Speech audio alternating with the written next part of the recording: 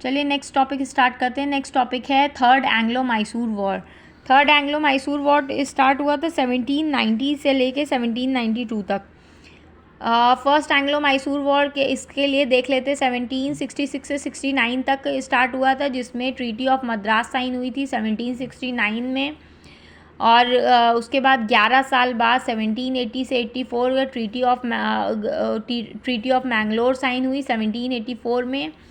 और फिर third Anglo Mysore war हुआ 1790 से लेके 1792। अब ये क्यों हुआ, क्यों 6 साल बाद third Anglo Mysore war start हुआ, अब इसके लिए देख लेते हैं।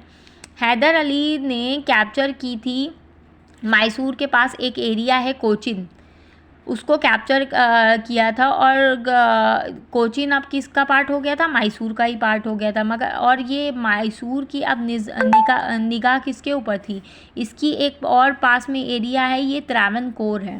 त्रावणकोर के मैसूर का नेक्स्ट टारगेट था। तो किंग ऑफ त्रावणकोर जो थे वो धर्मराज थे। धर्मराज को इस बात का अंदाज़ा लग चुका था कि भाई टीपू सुल्तान अब मेरे मतलब त्रावणकोर को भी कैप्चर करना चाहता है। तो उसने क्या किया, उसने वॉल बिल्ड करना स्टार्ट कर दिया अब, ताकि अपने त्रावणकोर को वो बचा पाए। तो उसने त्रावणकोर के चारों तरफ वॉल बिल्ड करना स्टार्ट कर दिया। उसके बाद क्या हुआ, इस प्रोटेक्शन वॉल को क्या नाम दिया गया, नेदुम कोत्ता और त्रावणकोर लाइंस, इसको ये बोला गया। तो जब वो त्रावणकोर को चारों तरफ से वॉल बिल्ड कर रहा था तो उसके बीच में 2 फोर्ट्स आ रहे थे, एक जलकोट्टल फोर्ट्स आ रहे थे और एक कैनानोर फोर्ट आ रहा था। तो ये दोनों फोर्ट किसके थे, ये दोनों fort Dutch east India company के थे। मगर ये धर्मराज के जो त्रावणकोर के जो राजा धर्मराज थे उनके अंडर जो उनके उनके राजकाज में जितने ऑफिसर्स वर्क करते थे वो मोस्टली डच ऑफिसर्स थे और बहुत हाई पोस्ट पे धर्मराज किंगडम में वो वर्क करते थे। तो उसने अपने डच ऑफिसर्स से कहा कि भाई तुम डच ईस्ट इंडिया कंपनी से बात करके मुझे ये फोर्ट दिलवा दो, मैं ख़रीद लूँगा।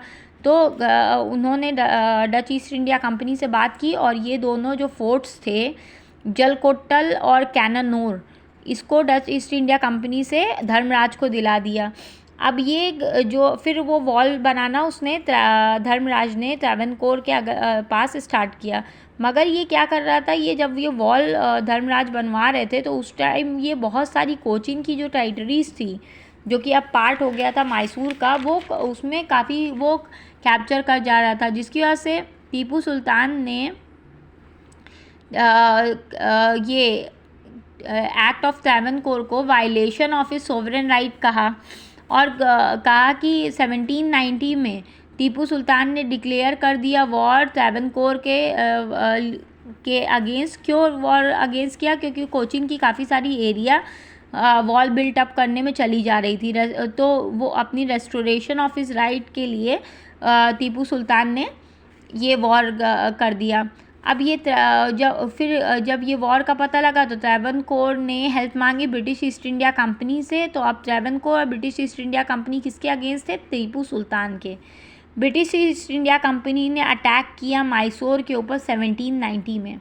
टीपू सुल्तान जो थे वो उसने ब्रिटिश ईस्ट इंडिया कंपनी को हरा दिया और 1790 में। फिर 1791 में लॉर्ड कॉर्नवालिस ने इसकी लीडरशिप संभाली और उसने किसका सपोर्ट मांगा, फिर से वही सपोर्ट मराठा और निज़ाम का मांगा।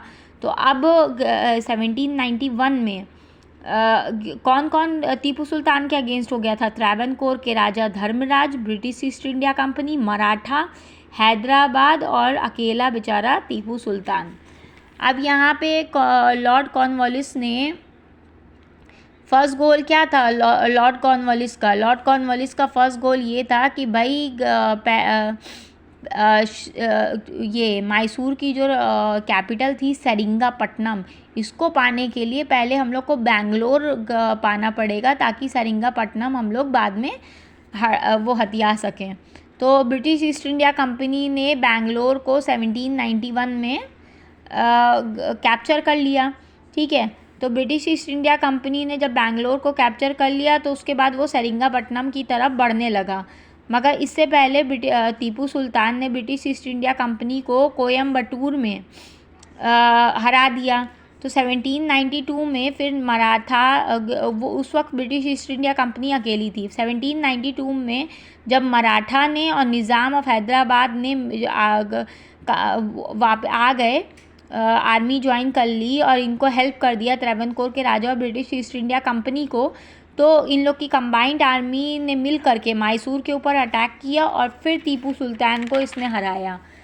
तो 1792 में एक पीस ट्रीटी साइन हुई, ट्रीटी ऑफ सेरिंगापट्टनम उसे कहा गया, ठीक है, और साइन हुई। इसमें ब्रिटिश ईस्ट इंडिया कंपनी ने मैसूर को कौन कौन सा पार्ट ले लिया? बारह महल ले लिया, दिंडीगुल ले लिया और मालाबार ले लिया। मराठास की तो हमेशा से नज़र थी, उन्होंने कौन सा पार्ट लिया? Marathas got the region surrounding the Tungabhadra and its territory, Tungabhadra उसके पास की एरिया ले ली। हैदराबाद के निज़ाम ने कौन सा एरिया लिया?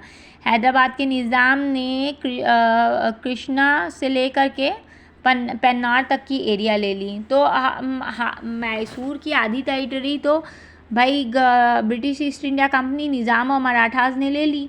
और उसके बाद भी इन लोग का जी नहीं भरा ब्रिटिश ईस्ट इंडिया कंपनी का। उसने ब्रिटिश ईस्ट इंडिया कंपनी ने टीपू सुल्तान से बोला कि भाई अभी जो हम लोग के इतने साल जो लड़ाई हुई है उसकी में जो वॉर डैमेज हुई है उसका मुझे 3 करोड़ रुपए भी दो तुम।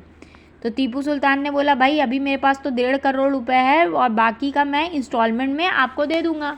तो ब्रिटिश ईस्ट इंडिया कंपनी ने क्या कहा? टीपू सुल्तान के 2 बच्चे थे, उनको उसने रख लिया अपने पास बंदी बना के और बोला कि जब तुम 1.5 करोड़ रुपया बचा हुआ दे दोगे तो मैं तुम्हें तुम्हारे बच्चे वापस कर दूंगा। तो यही था टोटल।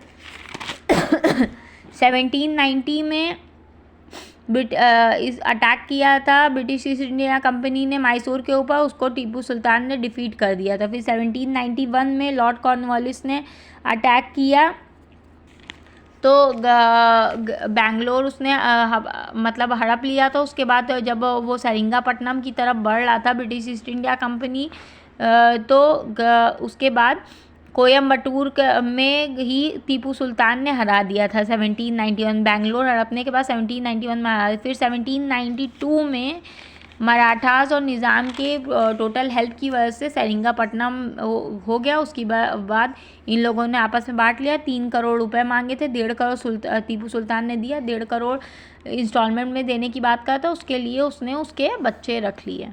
यही था टोटल 3rd एंग्लो मैसूर वार। अगर आपको मेरी वीडियो पसंद आई हो तो प्लीज़ लाइक कर दीजिएगा, कमेंट कर दीजिएगा, शेयर कर दीजिएगा और सब्सक्राइब कर लीजिएगा मेरे चैनल को। और प्लीज़ कुछ पूछना हो तो कमेंट बॉक्स में पूछ लीजिएगा। Thank you so much.